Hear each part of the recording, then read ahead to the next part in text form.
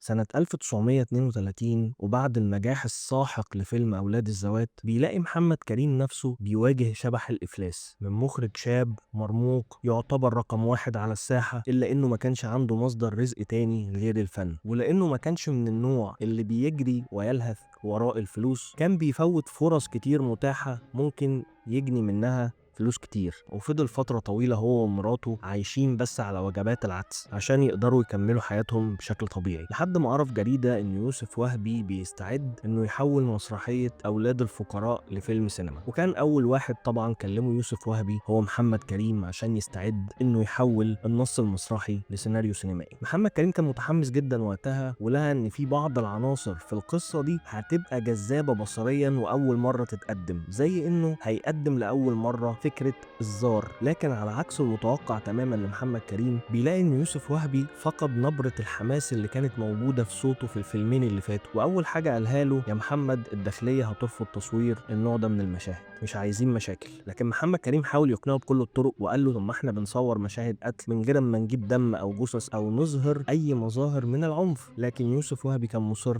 على رأيه عشان يلاقي محمد كريم نفسه قدام اختيارين: اما انه يواكب الموجة عشان يلاقي دخل، او انه يرفض لانه مش لاقي نفسه في الورق اللي هيتقدم المرة دي. وبالفعل بيعتذر عن الفيلم وبيفضل فترة طويلة منتظر عمل جديد يكون ملهم بالنسبة له.